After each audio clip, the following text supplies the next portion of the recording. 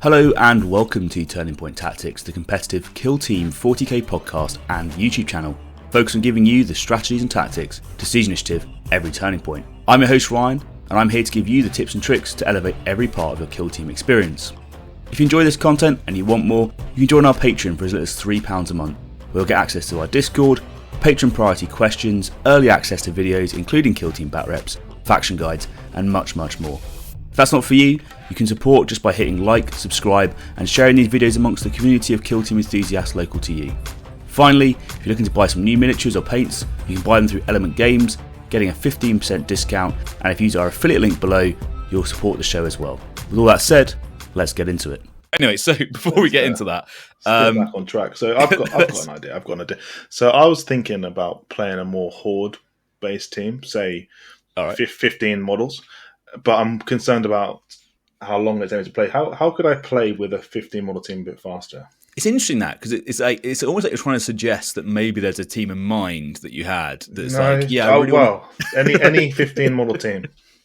Yeah. No. So it's actually this is a really good point, and I think let's address the question. It's like how to play faster, or another way to look at it is how to combat analysis paralysis is what I've heard it be called before. So like you're there and you have so many models, you need to get stuff done, and you really need to try and complete the game in time. Because for a lot of people, that when you go to a tournament for the first time, that might be your base objective. So it might be that. And there's a really cool guy on Vanguard Tactics, Stephen, and he talks about he has like a non-negotiable like an objective you have to do, like the objective you're going to aim for, and then like your stretch goal is something else. So maybe it's like, right, I'm going to play all my rules correctly. That's my first thing that I absolutely must do, and then I'm going to try and play to within time as a non-negotiable. I really got to get that done. And if I do both those things, I'm really happy. I'm then going to focus on winning, 2, 3, 4 games, whatever it is. So, and that there's some success in there. But, obviously, if you're a new player, it's very easy for a senior or experienced player just to say, well, you need to play faster, right? It's like, well, that's no help. Like, how do you play faster? And so I've got a few things I think is maybe helpful for people that are trying to play faster and just, trying to get themselves like speeding up their games where possible. So first thing I'd say is, if you focus on playing one team, you can learn the rules better. So the less time you spend having to reference your rules throughout the game, the better off you're going to have to be. But let's say that you're not that sort of person. I'm quite lucky where for some reason, when I just read these things, they just stick, right? And people can ask me like various weapon profiles and that sort of stuff, and I'll be like, oh yeah, I know what it is. But for a lot of people, they're not like that, right? So if that's not your way of learning or not your way that your brain is wired and whatever it is, then potentially try and think about other ways you can do it. So could you get data cards where you lay them out in front of you and you have those quick reference cards? So rather than trying to flick through a book, you just go straight to the data card, or maybe you tab your book up. So you have a page that says ploys, you have a little tab that says this, that, and then you can quickly get to the right data card really, really fast, and you're not doing anything from there. So from a preparation point of view, I think learning your rules and then maybe either tabbing your book or getting some data cards could be a really good way to do it. I think that's probably the first thing to do. But let's say you've done that already, and now it's actually the tactical application. How are you going to play faster, right? So let's say that you're in Turning Point 2 and it's your first activation, right? So you've on initiative and away you go. The first question that I think you should ask yourself is there something you absolutely have to do right now for this activation, right? Because that's the easiest way. So if you go, yes, there is, I need to kill this plasma gunner, or I need to kill this demo guy before he blows up his mine and kills 6 people, whatever it's going to be, then you do that thing first, right? So like if there is like a brimstone grenadier for the blooded and he's got a gaze of the gods token on him and he's right in front of all your dudes, it's like, well, he needs to die first. It's non-negotiable, and you use whatever model has the highest chance of killing that model straight down. So that's an example of like shutting down a key threat. But maybe there's no like key threats that you need to remove, but actually you're playing loot, and the thing you need to do, the absolute thing you have to do is loot that objective, right? So focus on what it is that's what's most important right there and then. And I get that there's a little bit of like, well, how do you tell them what's most important? But what do you think when you look at the board is the most important thing right then? Is it scoring points or denying a threat? And just go for it, right? And be like, I'm going to shut that down. And then If it turns out to be the wrong choice, like make note of it, take it to the debrief, talk it through with your opponent afterwards, and analyze the game and think, was that the right decision right there and then? And you can do that like after action review later on. But that's the first thing. The first thing is, right, there might be something you absolutely have to do. Now, when you're doing a little bit of like threat analysis and you're going, oh, what threats do I need to kill next? Maybe you have a few options. The first thing's gone, and you have a few activations in, and you're trying to figure out what to do next. Well, quite simply, where possible, kill threats that have yet to be activated. Right. So if it's a ready model and it's still to go, that holds a higher weighting and priority than a model that's not, right? And if you're in a rush-based game, so you're playing like Loot, for example, then the next the highest priority above all of them is the person that's going to score VP. So is that model that you're shooting going to create a VP differential? Like, is it going to help you like gain VP or deny your opponent VP? And then is it a threat that's yet to be activated? If it's all of those things, then you're always onto a winner by killing it, right? So like if it's going to be your route, your eliminate guard, and it's got a plasma gun, like you can go, right, this is a no-brainer, kill it, away you go. So I think that's like the standard way that I would say approaching your sort of like threat selection and how to begin a game. But let's say that you're in turning point 1 and you're thinking to yourself, right, well, I'm playing like a 15 model team, and I don't really know what to do now because I've done the first few activations and now I've got loads that I need to do and my opponent doesn't have much to do, right? So the other option that you have is just working backwards from what you want your last action to be, where you need to place models to achieve that, and then go from there.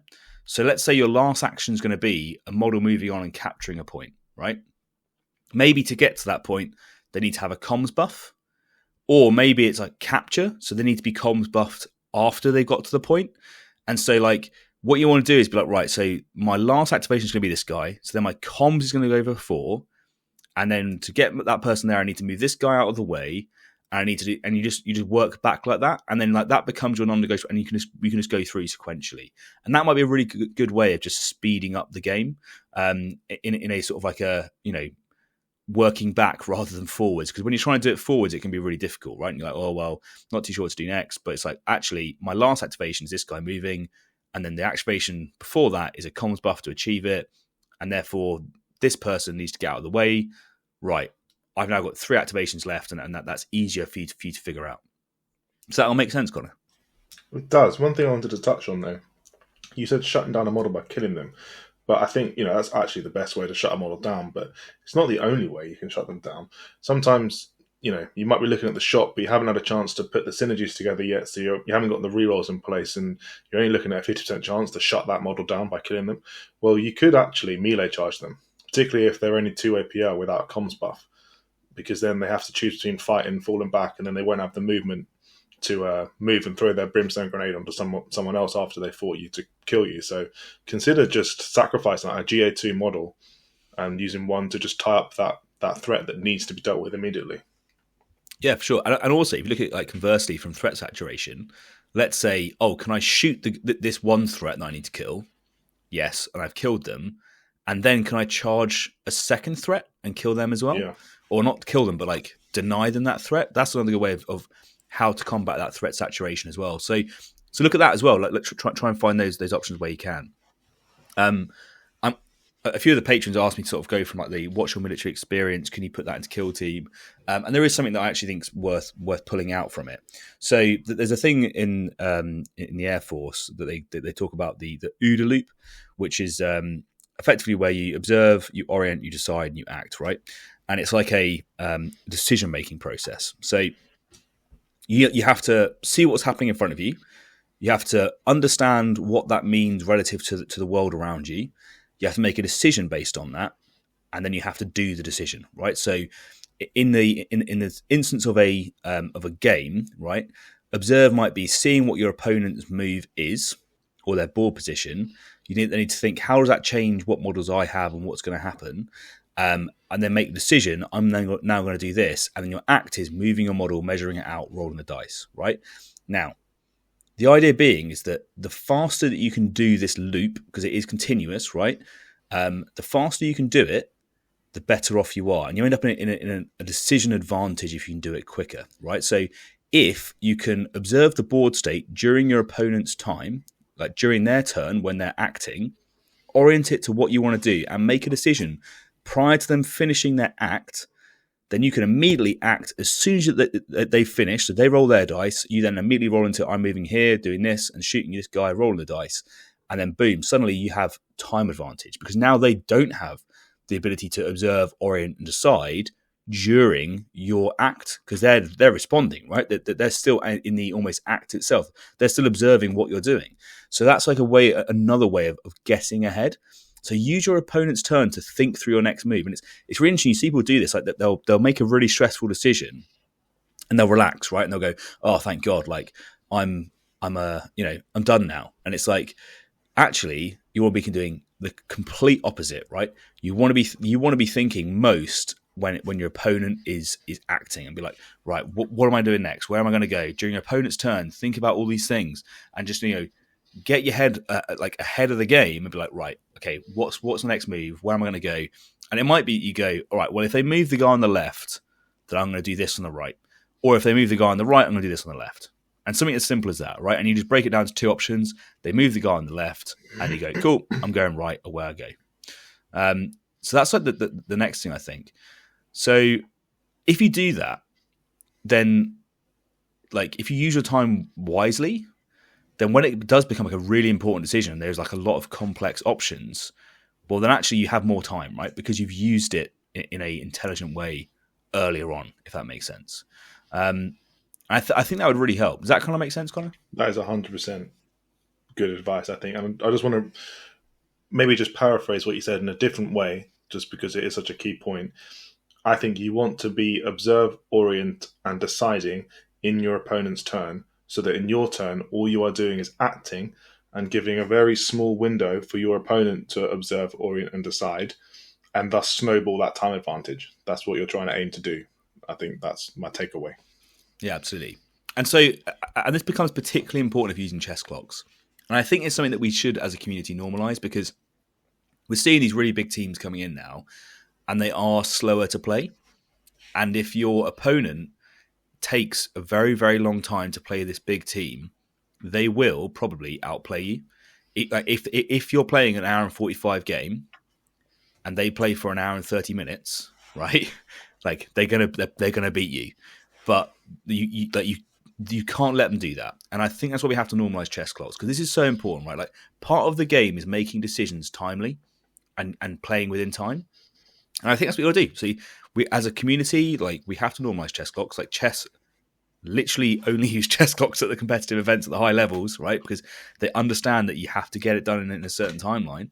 Otherwise, you'll just be here forever. And yeah, so I think we have to do that, because in this instance, a lot of these big teams, that is their weakness, right? Is that there's so much to think about, so many options, you'll likely time out unless you're a proficient player and actually, all over it. So for me, that's what I think we need to do. And I think that's probably what my key ways on how to play faster and how to sort of like avoid that analysis paralysis. So just to quickly, resum like the what we just talked about in the quickest way possible. Is there something you absolutely have to do? Shut down some key threats where possible. Kill threats that are yet to be activated. Work backwards from your last activation. Work that OODA loop and use your opponent's turn to think through your next move. And then use your time wisely so you have it when you need it. Use chess clocks and practice with chess clocks. The more you practice, the better you're going to be. I think that's how I'd probably summarize that advice, Connor. Any thoughts on that? I think there's an argument to be made that even from a non-competitive angle, chess clocks are a good idea. Just the logistics of trying to play a tournament in a day. You want to get 4 games out. You're not going to finish in a reasonable time unless you say, right, everyone gets an hour 45 or an hour 30 to play their games, and that means we'll get 4 matches in the day and be able to go home and see our family at the end of it. And even like thinking about going to a club on a night out, if you start at 7 and you want to get 2 games in and go home before 11, you need to be doing these inside 2 hours. So, we've played Kill Team very casually before, and there may or may not have been alcohol involved, and it's taken several hours to try and finish this. In my defence, I was very, very drunk. What's the rule in this? Don't care. Just roll the dice. Crack out the chess clock. I think we should normalise it, and it'll make the game so much more fun. And here's the thing as well, like, so let's say you're down the local club and you are playing, right? You don't have to hold your opponent to task on it, right? On a casual game, you don't have to be like, sorry, you're timed out, it's over. But I think it's healthy for both of you to be aware of how long you're taking to play. Yeah, because you are right. If you go down to the club and you can get 2 games in, that's inherently better than just playing one really long game. Normally, I'd say. So I think it's good and I think it's healthy, and it probably makes people aware of where they're spending their time because. So here, actually, there is more advice. Here we go. You managed to tease it out. There you go. Ugh. I knew you should have left it. We'll never finish this episode in time. Okay, so the next thing that chess clocks are going to do, right, is they're going to tell you how long you're spending on various parts of your game. So how long are you spending on your deployment? How long are you spending on your barricade placement? How long are you spending on, actually doing your first moves? Because, for instance, let's say Into the Dark, you can probably plan out your first turn roughly on most maps, and it can be absolutely rapid. There is a sequence of things you have to do, and there's a little bit of responding to what your opponent does, but generically most of them are pretty out there, and you know what's happening. So start looking at that. Like, is your deployment taking you way longer than it should be? Like, are you spending 15 minutes deploying? Because if you are, that's too long, right? Like, you need to start thinking about how you're gonna expedite that. So maybe you pre-group. Yeah, we talked about it in our deployment episode. Go back and check that out. It's like, I don't know what it says, episode 4 or something. It's like really early on. And like grouping them into ways that you think is useful. Group them up, figure that out, and maybe don't change it. Have your generic tac ops that you're going to take, and think, well, if I play into elites, I'm going to change this one. But other than that, these will be the 3 that I'm going to take. Whatever it's going to be. Think about it ahead of time, and because you can make all that in your prep, right? So you can know before you get to the board. These are things I'm going to do. And then chess clocks will show you, like, if you're starting the game and you go, oh man, I've only got 30 minutes left on my clock because I just finished deploying, you can go, oh, that's where I need to sit. Like, that's where I need to focus on getting my time back. So that's what I would say is a good way of doing it. And I think that chess clocks can be a very good practice tool for you. I'm not saying, go to your local club and force everyone to use chess clocks and tell them that you're, going to cancel their ability to play if they don't finish on time. That's not what I'm saying. What I'm saying is take a chess clock and say to your opponent, are you right if I practice my own timekeeping with a chess clock? Don't worry about it if you time out. It's for me, right? Because what would be really interesting is if you see like all these Chaos Cult teams and people are going and they're winning, but they're taking an hour to win. Well, it's like, they probably win on turn 4. Where it's like, well, if you don't ever get to turn 4, then you're not going to win. So you have to be able to play to the time that your team needs, if that makes sense. That's hard to say. Right. Any more thoughts on that, Connor, or have we covered off how to play fast? I think we have. Should we quickly move on to the next section? That brings us to the end of the episode. Hopefully you found something new or useful while listening, and if you did, throwing us a like would be greatly appreciated. If you want to make sure you don't miss any episodes, make sure you hit that subscribe button and click on the bell so you get notifications as soon as the next one drops. It really is the best way to help a small channel like ours. And if you can't wait, and you do want early access, we have a Patreon where you get exclusive access to all our content ahead of time. As always, we'd love to hear your thoughts and feedback. So drop a comment below and we'll get right to you. Thank you so much for listening. I'm your host Ryan. This has been Turning Point Tactics, and we'll see you next week.